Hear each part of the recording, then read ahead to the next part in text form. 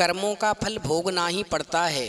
मित्रों, आप हमारी कहानी में खो जाएं, उससे पहले आप हमारे चैनल को सब्सक्राइब अवश्य कर लें और कहानी के अंत तक बने रहें। मित्रों, आज की कहानी बहुत ही ज्ञानवर्धक होने वाली है। आप इस कहानी को अपने बच्चों को भी अवश्य सुनाएं। देखिए, कर्म का तात्पर्य कार्य से होता है। कर्म सिद्धांत के अनुसार मनुष्य जो भी कार्य करता है उसे उसका फल अवश्य प्राप्त होता है। वह अपने जीवन में जो सुख या दुख भोगता है वह उसके कर्मों का ही फल होता है। व्यक्ति के कर्म ही उसकी सामाजिक, आर्थिक, पारिवारिक आदि स्थितियों का निर्धारण करते हैं। जीव को अपने अच्छे बुरे कर्मों का फल भुगतने के लिए फिर से जन्म लेना पड़ता है। मित्रों, मनुष्य जो कुछ भी सोचता है और करता है उसके अनिवार्य रूप से परिणाम उत्पन्न होते हैं। अकारण ही कोई घटना घटित नहीं होती। इससे स्पष्ट है कि यदि वर्तमान में कोई व्यक्ति सुख या दुख भोग रहा है तो वह अतीत में उसके द्वारा किए गए कर्मों का अनिवार्य परिणाम है। हर मनुष्य कर्म करने एवं न करने के लिए स्वतंत्र है, इसलिए वह अपने अच्छे या बुरे कर्म के लिए स्वयं जिम्मेदार होता है तथा अपने भाग्य का निर्माता मनुष्य स्वयं ही होता है। फल की प्राप्ति से कर्म 3 प्रकार के होते हैं। नंबर 1, प्रारब्ध कर्म। ये वो कर्म हैं जो मनुष्य पहले कर चुका है और जिनका फल वो वर्तमान में भोग रहा है। नंबर 2, संचित कर्म। संचित कर्म वो कर्म होते हैं जो व्यक्ति अपने पूर्व जन्म में कर चुका है एवं जिसके फल की प्राप्ति अभी प्रारंभ नहीं हुई है। नंबर 3, क्रियामाण कर्म। ये वो कर्म होते हैं जिसे मनुष्य वर्तमान जीवन में कर रहा है एवं जिसका फल उसे भविष्य में प्राप्त होगा। देखिए, एक बार गौतम बुद्ध के कुछ शिष्य आपस में बैठकर के चर्चा कर रहे थे कि वास्तव में कर्म क्या है और कर्म का फल कैसे मिलता है, कर्म का भोग कैसे भोगते हैं। अब उन तीनों में विशेष चर्चा होने लगी। चर्चा करते करते तीनों में बहस शुरू हो गई। अब वो तीनों एक दूसरे की बातों से जब संतुष्ट नहीं हुए तो वो अपने गुरु गौतम बुद्ध के पास जाते हैं और गौतम बुद्ध से कहते हैं, गुरुजी, हम ये जानना चाहते हैं कि आखिरकार कर्म क्या है और कर्मों की सजा कैसे मिलती है।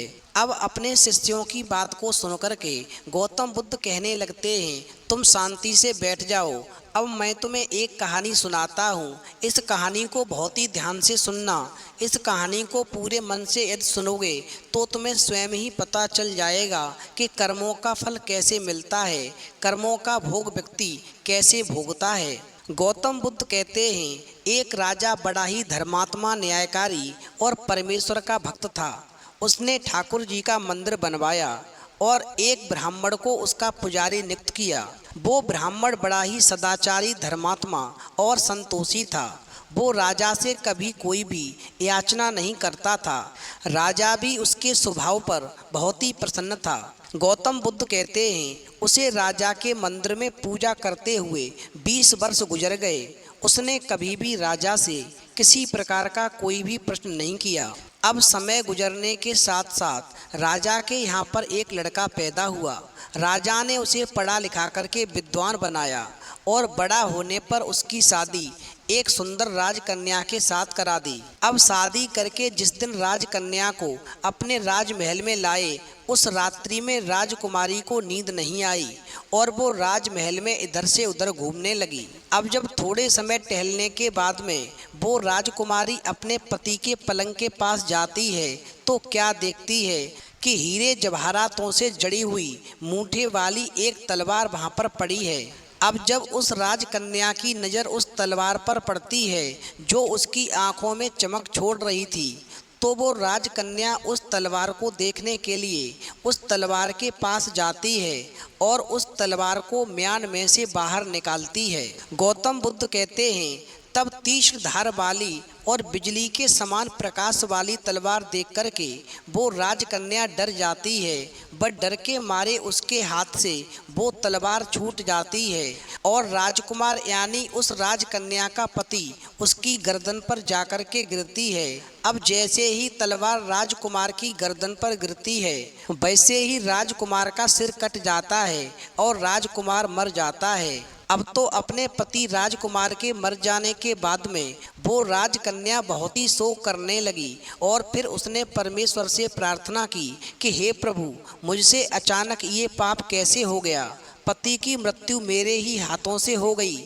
आप तो जानते ही हैं, परंतु सभा में मैं सत्य नहीं कहूँगी, क्योंकि इससे मेरे माता पिता और सास ससुर को कलंक लगेगा तथा इस बात पर कोई विश्वास भी नहीं करेगा कि तलवार धोखे से मेरे हाथों से छूट गई। सभी यही कहेंगे कि मैंने जानबूझ करके अपने पति की हत्या की है, इसलिए ये बात मैं सभी से छुपा लूँगी, वरना मेरे माता पिता और सास ससुर को कलंक अवश्य लगेगा। अब गौतम बुद्ध कहते हैं, प्रातः काल में जब पुजारी कुएं पर स्नान करने के लिए आया तो राजकन्या ने उसको देख करके विलाप करना शुरू किया और इस प्रकार कहने लगी कि मेरे पति को कोई मार गया।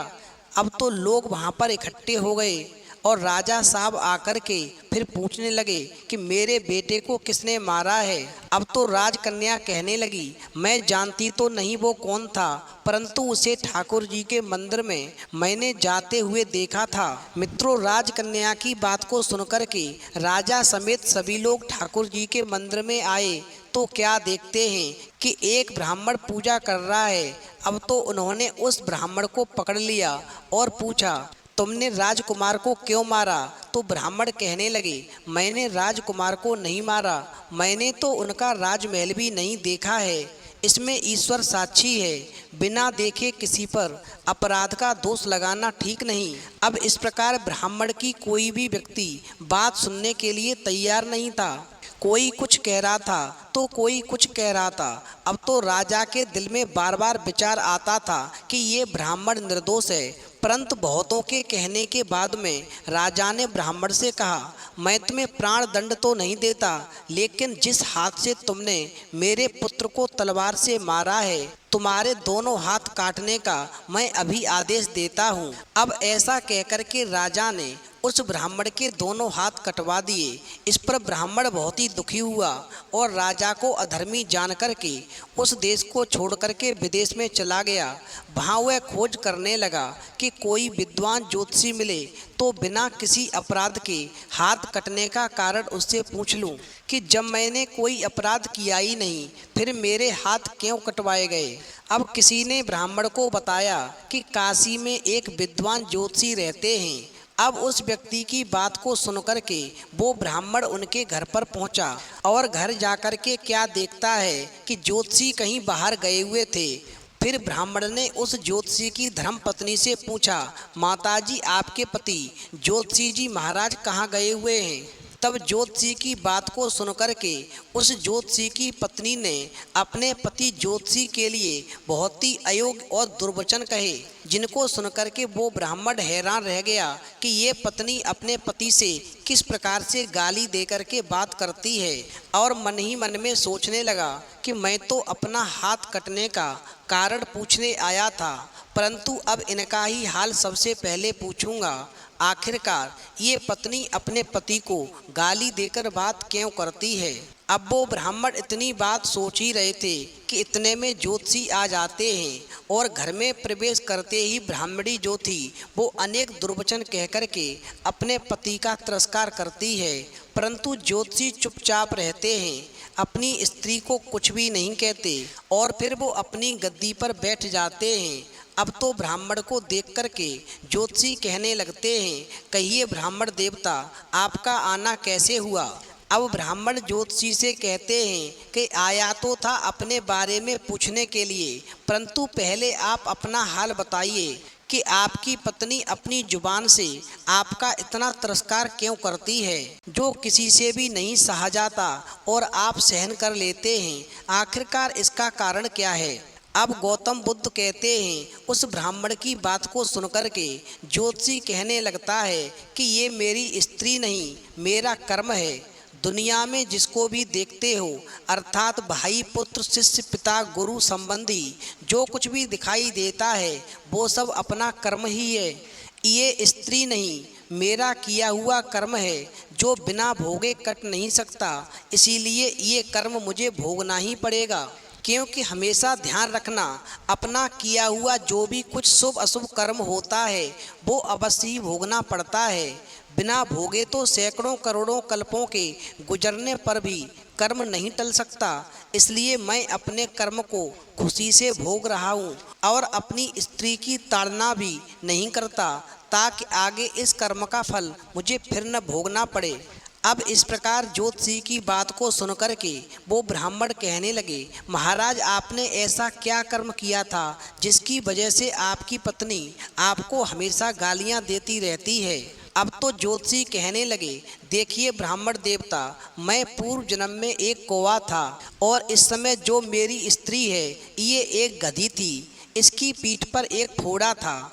अब फोड़ा की पीड़ा से यह बहुत ही दुखी थी और कमज़ोर भी हो गई थी। लेकिन मैं कौवा होने की वजह से मेरा स्वभाव बड़ा ही दुष्ट था, इसलिए मैं इसके फोड़े में चोंच मार करके इसे ज़्यादा दुखी करता था। और जब मैं इसके फोड़े में चोंच मारता था तो ये दर्द की वजह से बहुत कूदती थी, तो इसकी फजीयत देख कर के मैं बहुत ही खुश होता था। और इतना ही नहीं, मेरे डर के कारण ये सहसा बाहर नहीं निकलती थी, किंतु मैं इसको ढूंढता फिरता था। ये जहाँ भी मिले इसे मैं वहीं दुखी करता था। आखिरकार मेरे द्वारा बहुत सताए जाने पर ये त्रस्त हो गई और त्रस्त होने के बाद में गांव से 10-12 मील दूर जाकर के एक जंगल में चली गई। वहाँ गंगा जी के किनारे सघन वन में हरा भरा घास खा कर के और मेरी चोटों से बच कर के सुखपूर्वक रहने लगी। लेकिन मैं इसके बिना नहीं रह सकता था और इसको ढूंढते ढूंढते मैं भी उसी वन में जा पहुँचा। और जब मैंने इसको देखा तो फिर मैं इसकी पीठ पर जोर जोर से बैठ कर के और चोंच मारने लगा। और जब मैंने इसके फोड़े में जोर जोर से चोंच मारी तो मेरी चोंच इसकी हड्डी में चुभ गई। अब इस प्रकार इसने अनेक प्रयास किए, फिर भी मेरी चोंच नहीं छूटी। मैंने भी चोंच निकालने का बड़ा प्रयास किया, मगर वो नहीं निकली। अब पानी के भय से ये दुष्ट मुझे छोड़ेगा, ऐसा वो गधी मन में सोच कर के गंगा जी में प्रवेश कर गई, परंतु वहाँ भी मैं अपनी चोंच नहीं निकाल पाया। आखिरकार ये गधी एक बड़े प्रभाव में प्रवेश कर गई। अब गंगा का प्रभाव तेज होने के कारण हम दोनों बह गए और बीच में ही जाकर मर गए। फिर गंगा जी के प्रभाव से ये तो ब्राह्मणी बनी और मैं बड़ा भारी ज्योतिषी बना। अब ये वही मेरी स्त्री है जो पूर्व जन्म में एक गधी हुआ करती थी। अब मेरे इस जन्म में आकर के जब ये मेरी पत्नी बनी है तो अपने मुख से गाली निकाल कर के ये मुझे हमेशा दुख देती रहती है और मैं भी अपने पूर्व कर्मों का फल समझ कर के ये सब सहन करता रहता हूँ और मैं इसका कभी भी दोष नहीं मानूंगा, क्योंकि ये मेरे किए गए कर्मों का फल ही है। इसीलिए मैं शांत रहता हूँ। अब एक काम करो, तुम अपना प्रश्न पूछो, आखिरकार तुम मेरे पास में क्यों आए हो। अब ज्योतिषी की बात सुनकर के वो ब्राह्मण अपना समाचार सुनाता है और पूछता है, एक बात बताओ, इस अधर्मी पापी राजा ने मुझ निरपराध का हाथ क्यों कटवाया। आखिरकार मैंने कोई अपराध नहीं किया, फिर भी राजा ने मेरे हाथ क्यों कटवा दिए। अब ज्योतिषी ब्राह्मण से कहता है, तुम नहीं जानते, राजा ने आपका हाथ नहीं कटवाया, आपके कर्म ने ही आपके हाथ कटवाए हैं। अब ब्राह्मण कहता है, मैं समझा नहीं, मुझे विस्तार से बताइए कि मैंने ऐसे क्या कर्म किए थे जिसकी वजह से मेरे हाथ कटे हैं। अब वो ज्योतिषी ब्राह्मण से कहता है, देखिए पूर्व जन्म में आप एक तपस्वी थे और जो राजा के राजकुमार के लिए राजकन्या ब्याई गई थी वो एक गाय थी तथा राजकुमार कसाई था। अब एक बार वो कसाई जो था जब गाय को मारने लगा तब वो गाय बेचारी जान बचा कर के आपके सामने से होकर के जंगल में भाग गई और उस गाय के पीछे पीछे वो कसाई भाग रहा था। और वो जब आपके सामने आया तो उसने आपसे पूछा कि इधर कोई गाय जाते हुए तुमने देखी है। तो फिर उसी समय तुमने अपने हाथ का इशारा किया और कसाई को बताया कि जिस गाय की तुम बात कर रहे हो वो गाय आगे गई है, क्योंकि तुमने एक प्रण कर रखा था कि तुम कभी भी झूठ नहीं बोलोगे। इसीलिए तुमने उस गाय के बारे में सारी सच्चाई बता दी, क्योंकि तुमने उस गाय को अपने सामने से गुजरते हुए देखा था। अतः जिस तरफ गाय गई थी उस तरफ आपके हाथ ने एक इशारा किया तो उस कसाई ने जाकर के उस गाय को मार डाला और गंगा के किनारे जाकर के वो कसाई उसकी चमड़ी निकाल रहा था। इतने में ही उस जंगल से एक शेर आ गया और उसने गाय और कसाई दोनों को खा कर के गंगा जी के किनारे उनकी हड्डियां छोड़ दी और फिर वो हड्डियां जो थी गंगा जी में बह गईं और इस प्रकार गंगा जी के प्रताप की वजह से वो कसाई जो था एक राजकुमार बना और गाय जो थी एक राजकन्या बनी और फिर केवल एक रात्रि के लिए दोनों का विवाह हुआ। अब ज्योतिषी ब्राह्मण से कहते हैं जब राजकुमार की शादी उस राजकन्या के साथ में हो गई तो पूर्व जन्म के किए हुए उस कर्म ने एक रात्रि के लिए उन दोनों को इकट्ठा किया, क्योंकि कसाई ने गौ को हंसिए से मारा था। इसी कारण राजकन्या के हाथों अनायासी वो तलवार छूट करके गिर गई, जिससे राजकुमार का सिर कट गया और वो राजकुमार मर गया। अब इस तरह अपना फल दे करके वो कर्म निवृत्त हो गया। मगर तुम्हारा भी वहाँ पर दोष था, क्योंकि कसाई को गाय के बारे में तुमने ही हाथ से इशारा करके बताया था, इसलिए तुम्हारा भी वहाँ पर दोष हुआ और उस पाप कर्म की वजह से ही उस पाप कर्म ने तुम्हारा हाथ कटवा दिया। इसमें तुम्हारा ही दोष है, किसी अन्य का नहीं। यदि तुम कसाई को गाय के बारे में नहीं बताते तो शायद उस गाय की हत्या नहीं होती। चूँकि तुमने अपने हाथ का इशारा गाय की तरफ किया था, जिसकी वजह से गाय की मौत हुई। बस तुम्हारा पूर्व जन्म में वही पाप कर्म था, जिसकी वजह से इस जन्म में आकर के राजा ने तुम्हारे दोनों हाथ कटवा दिए। इसलिए इसमें तुम्हारा ही दोष है, किसी अन्य का नहीं। और ऐसा निश्चय करके सुखपूर्वक जीवन बिताओ और इस पाप कर्म की सजा को भोग करके अगले जन्म के लिए ये संकल्प लो कि हम इस जन्म में अच्छे कर्म करेंगे, जिसकी वजह से हमारा जो अगला जन्म हो वो सुखपूर्वक बीते और धनवान घर में हमारा जन्म हो और हमें किसी भी प्रकार का कोई कष्ट नहीं हो। अब अंत में गौतम बुद्ध अपने शिष्यों से कहते हैं कि मैंने तुम्हें कहानी सुनाई है, इस कहानी को तुमने बहुत ही ध्यान से सुना है।